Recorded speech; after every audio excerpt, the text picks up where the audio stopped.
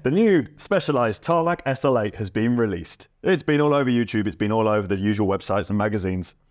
Apparently, it's lighter, stiffer, and faster. When has a bike not been that when a new one's been released? Probably never. How is it possible? Like bikepacking bikes and stuff. How is it possible that all brands' number 1 and number 2 road bike are continuously lighter, stiffer, and faster? Well, I think the technology is getting better. But they must be holding it back so that they can just say it again the next year. Almost definitely. Yeah. Yeah. I mean, there's a long pipeline. I mean, they know what they're doing for the next 5-6 years, don't they? Well, perhaps. According to Specialized, it's 15% lighter, which is 115 grams lighter. Which is actually is that the whole bike, or is that? That'll be the frame. That's just the frame. Yeah. Quite a lot lighter.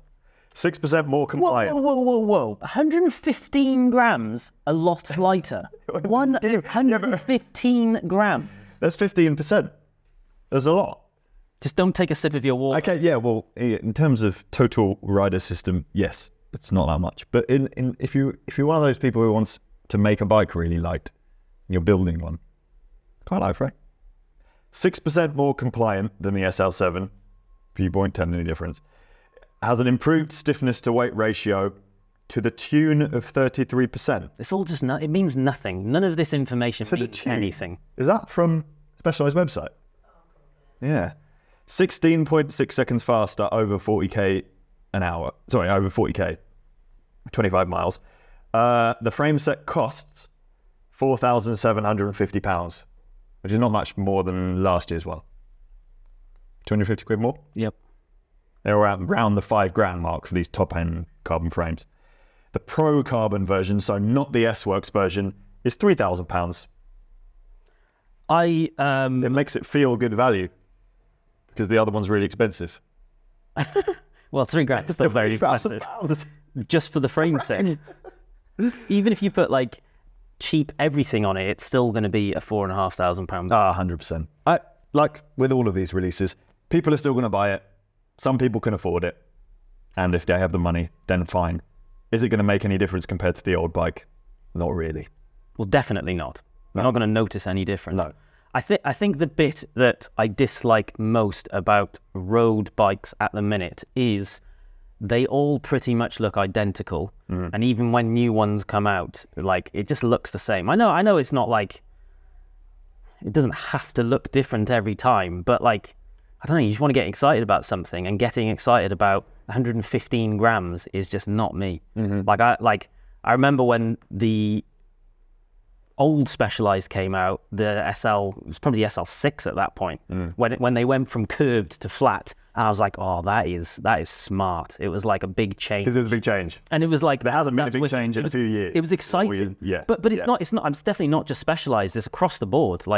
They all just kind of look the same. If you look at the top end bikes across the board, they've all got nearly all of them have got drop stays at the back. They're very flat. They're very bulbous in certain bits. And I don't know, I just think road cycling is just getting boring, to be honest. I guess Specialized are a bit different to other bikes because they dropped their aero specific frame entirely from the range. So they don't make the Venge anymore. Yeah, but they're all aero-specific frame. It is aero still. Yeah. It is really fast, apparently, if you believe the numbers. Yeah, I don't know. You're right. Nothing exciting has happened for quite a few years. Nothing really exciting, nothing drastic. Where do you think the design will go? Do you think there is going to be a change soon? No. What can happen?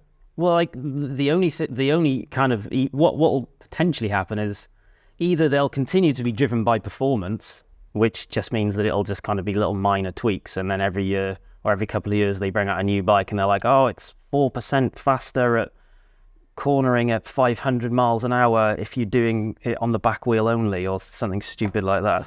Or they're gonna just have bike brands tend to borrow technology from other manufacturers, like motocross or other sports, other vehicles. What's the right word I'm looking for, Jimmy?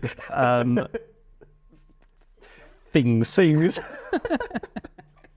For example, I filmed a video with Nick the other day, and he's been banging on about these gravel wheels from Zip. Nick, and they mechanic Nick. Mechanic Nick, and they have these Zip gravel wheels have borrowed some technology from motocross, where the spoke and the rim like pivot slightly. So when you're cornering and absorbing bumps, it's supposed to reduce fatigue, so it's less bumpy and things like that. So there is little snippets of Innovation innovation. or theft. Well, classified hub. When that came out, I thought that was quite cool. You put in all your hubs, you put all your gears into the rear hub.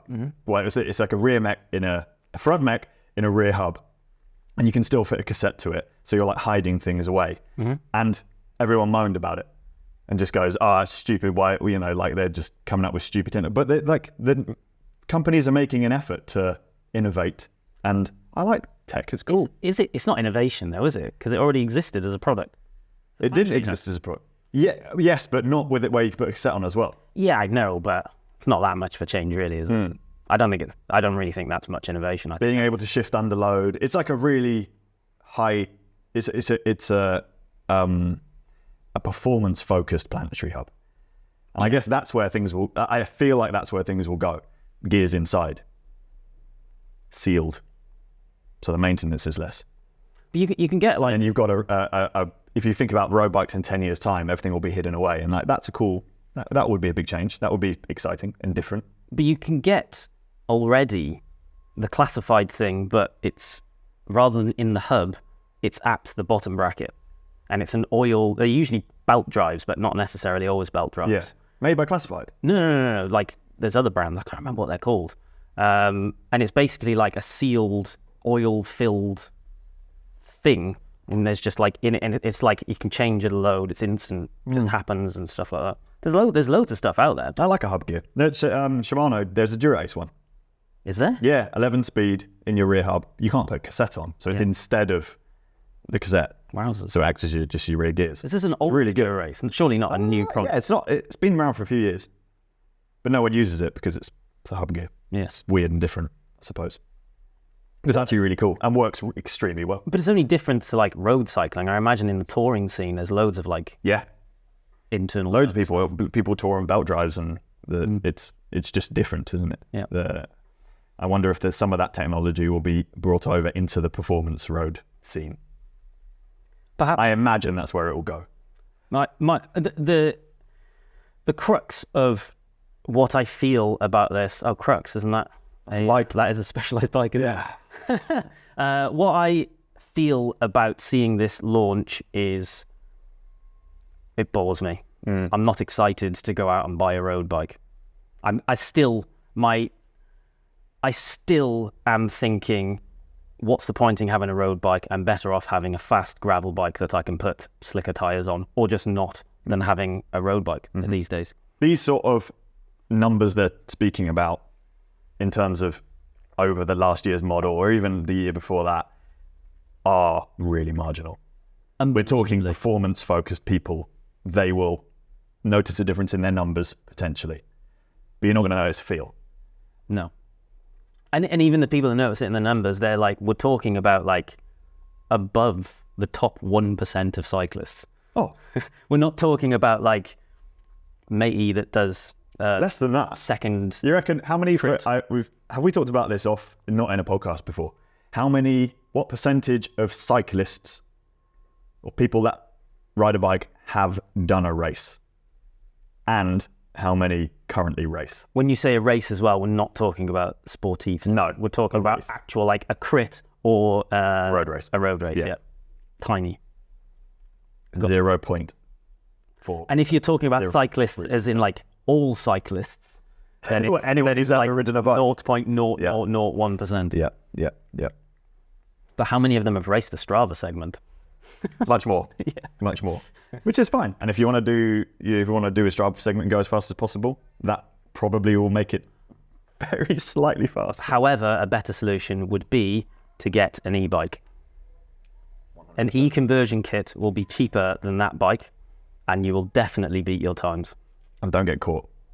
By whom? Strava police.